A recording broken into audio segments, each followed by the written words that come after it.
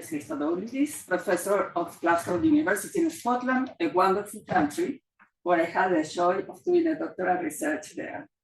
Yes, it's a great pleasure for us to have you here. Paulo Marja, professor of our faculty, will be the chair of this conference. Thank you very much. Well, thank you very much for your introduction. I am delighted to be here. I am sorry to be addressing you in a language that is not your own. It is not my own either, I should say. So we are both homeless in this language, but it is the language of that we share. And I am delighted to be back in Valdivia. This is my third time here. Thank you to Pablo very much. Pablo was my PhD student quite a while ago now in Glasgow, best students. And he has been very kind to invite me on a number of occasions, and I feel very much at home in Valdivia. It is a lovely place to be.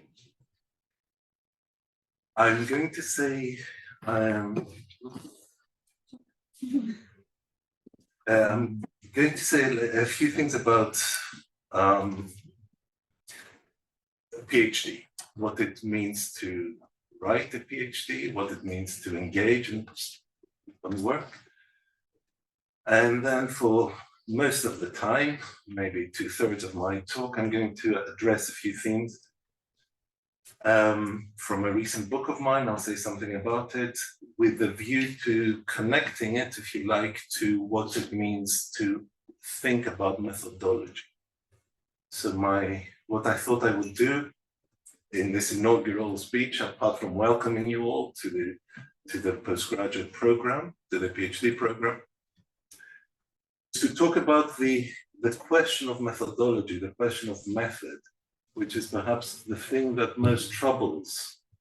It is something that we are invited to think about and reflect about throughout our work, but it's also the thing that we feel most scared about. Sometimes it's very easy. Sometimes you can say, look, I'm doing socio-legal work. I want to look at statistics. I can do quantitative research. And sometimes the question of method is clear. But very often always the question of method is there. And what does it mean to actually address it in a way that makes our work productive and carries with it, and this is a controversial thing, the normative value of the work we do. Because we engage in work because we feel strongly about certain things. And even if that is not always obvious, the reason why we engage in our work, I think, engages us, our commitments, engages us normatively, and methodology is a way in which we can reflect. So what is method? Method, I'm Greek, so I always go etymological. So method comes from two words, meta and othos. Othos means root. And meta, as you know, refers to upping a level, going up a level. So when you're at the meta level, you reflect on the work done at the level. Yeah. So theory of language is a meta level study of how we use language. So method is the way in which we reflect on the route we are taking. So we take a route to explore what we want to explore, and method is the invitation to keep alive the question of why we are taking this route. What is it about the route we've taken that poses problems or issues? What are the kind of dilemmas that come with having chosen this route? What are the impasses? So it's this invitation of reflection. Okay, so method is what is reflexive about the work you do. And the reason why it needs to be alive at all stages is because your work needs to be adequate. And the only way in which you can answer the question of, is this an adequate argument, is by reflecting on the method. which of course makes methodology both necessary and hugely demanding. Because of course the question of whether our work is adequate is at the root of the work we do. Okay, so that's the sort of the general point. And one that typically when we engage in PhD work, and again, I want to applaud the choice to do a PhD. I think it is one of the most interesting periods of one's life. It is a time of reading. It is a time of very often solitary pursuit, because although always there is a community of scholars, and there's a community of students, and there's a community of your teachers too, it is quite solitary work, because you are struggling with a work that is only your own, and to which by the end of it you will be the expert. And if we take the requirement of originality seriously, you're also going to be the expert in the field, one whose work has been unprecedented. Okay, so that poses quite a big burden on PhDs. It's solitary, but it's also an extraordinary opportunity, okay, to do work that matters to us. And for that reason, I would say that one of the things I always say, my students must have been running the PhD program in Glasgow for nearly a decade. So, and I think as a teacher, PhD work, supervision of PhD work is one of the most rewarding things we do. So, so yes, the pursuit of knowledge in terms of a community of scholars remain open.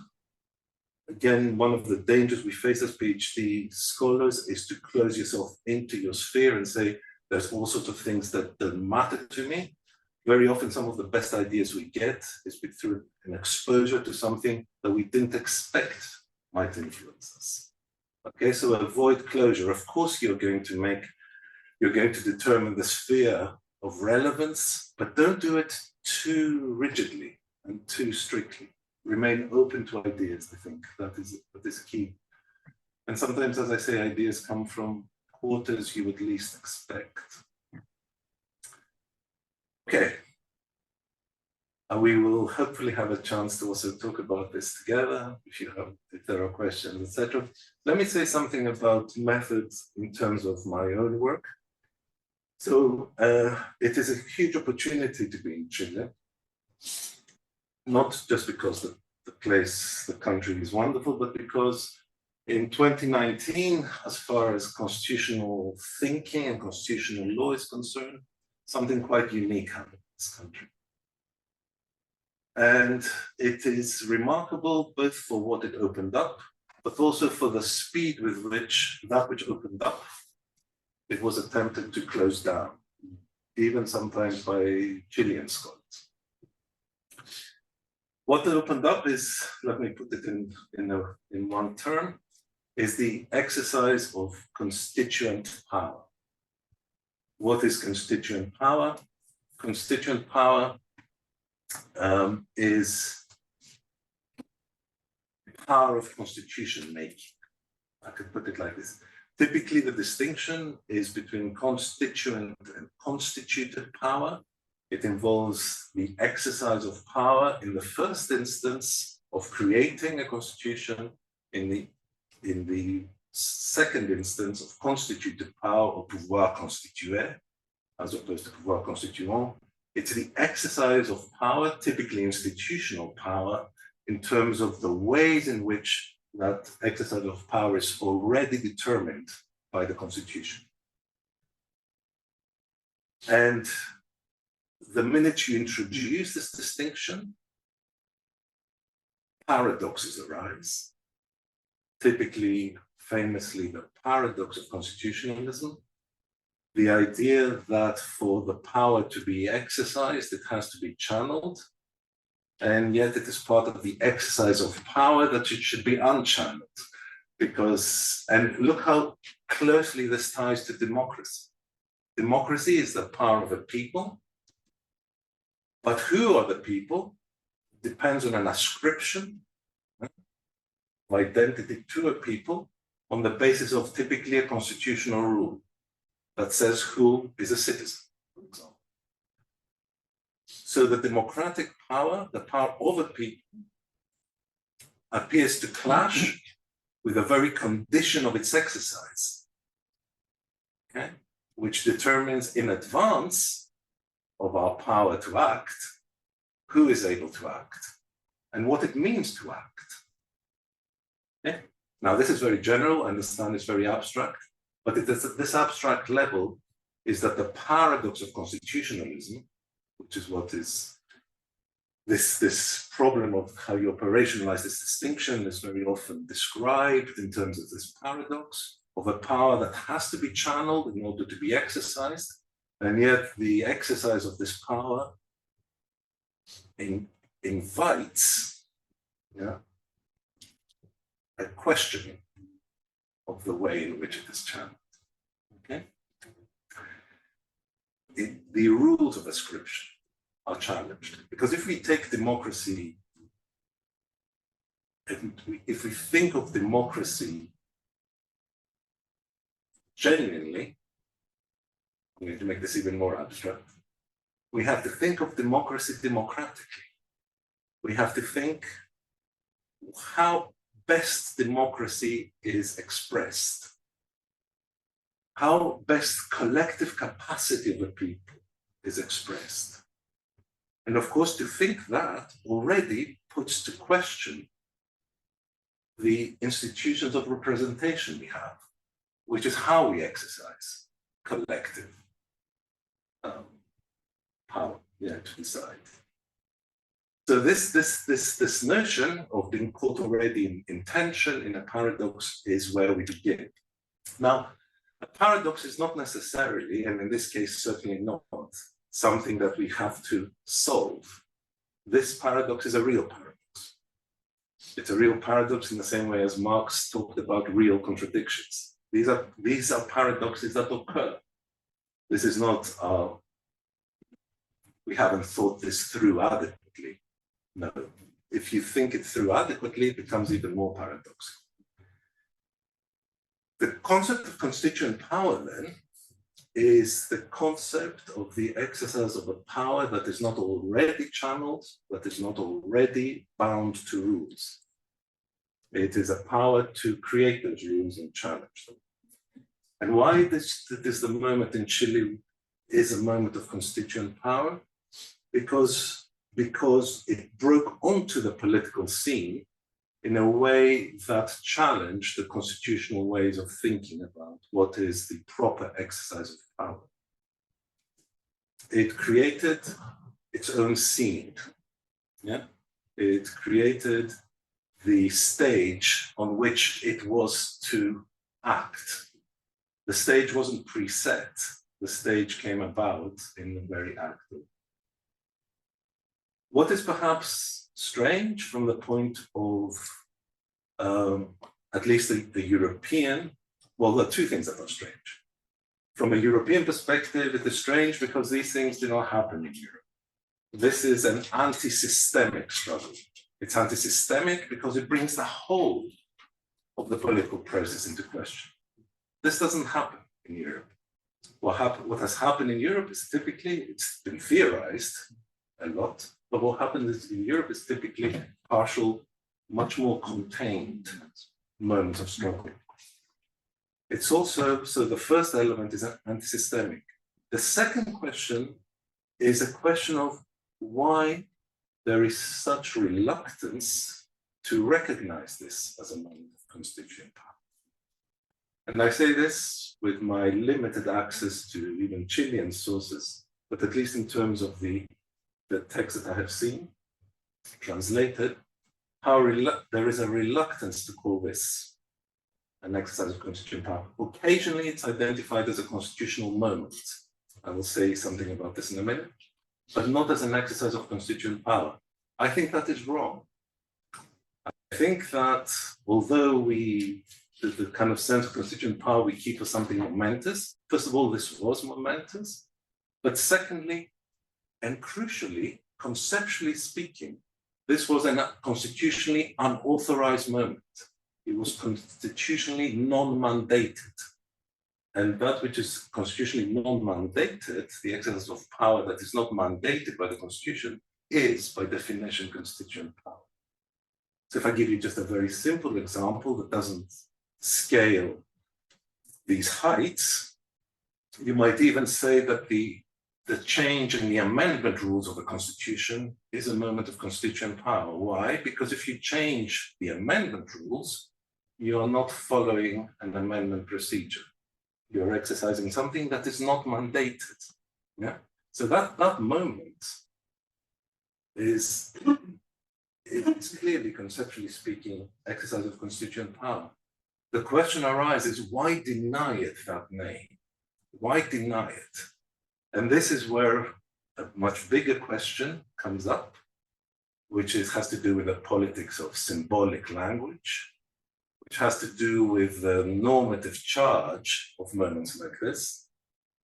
And it also has to do, coming back closer to what we do, yeah, as legal scholars, with an honesty, yeah, about how the language, the semantic, the legal semantics we use to capture adequately, go back to the question of method, to capture adequately the reality we face.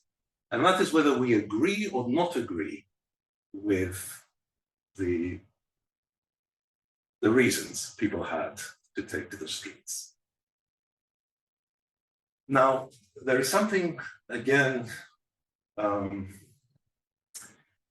okay, let me leave that point there about a question of responsibility, what we have as scholars, a question of adequacy,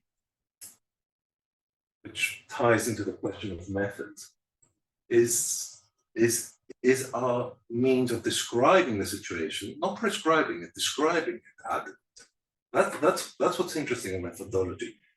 This is not about the usual, very naive way in which the distinction between what is descriptive and what is prescriptive is understood, what is and what is ought.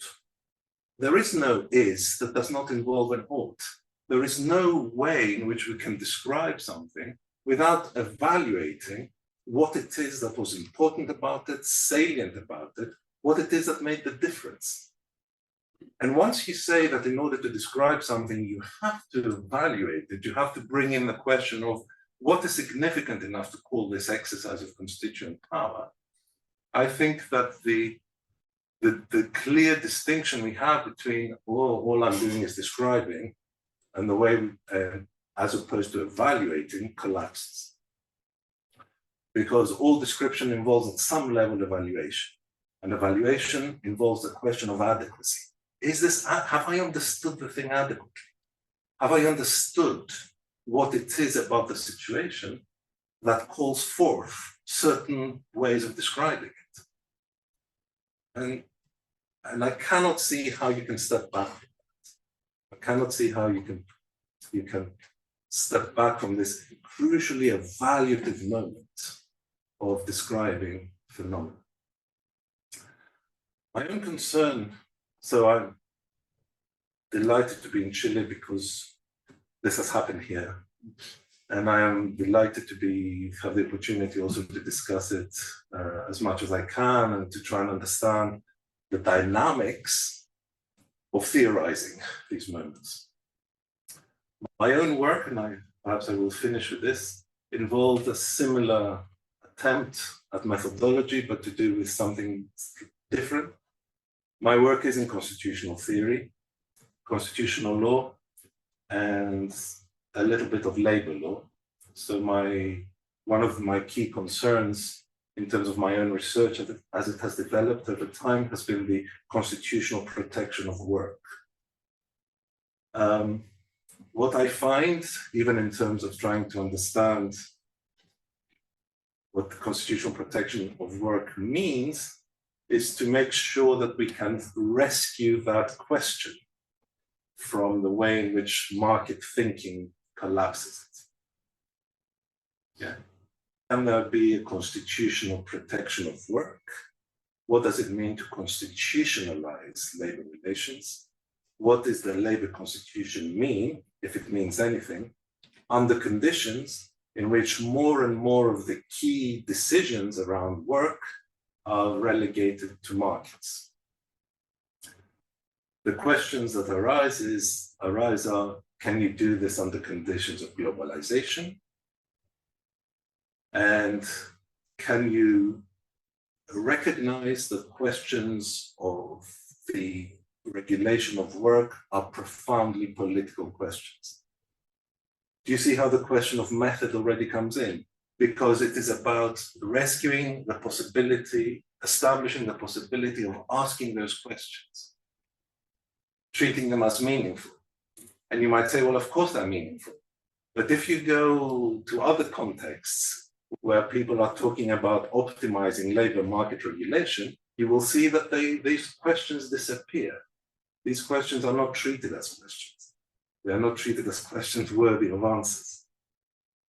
So my argument, if you like, in this book, it's a very long book. Actually, it's coming out in Spanish too next year. So it's called Political Constitution and the Threat of the Total Market. It's an attempt to argue that, first of all, delineate a sphere where these questions can be meaningfully addressed against the overwhelming way in which these questions are constantly collapsed. The idea that the labor constitution is something worth protecting, the idea that the political economy of labor involves politics. It is still a political economy, it's not a market. That even the question of virtue, the question of normativity, is engaged in questions of labor protection, and that these are profoundly political matters.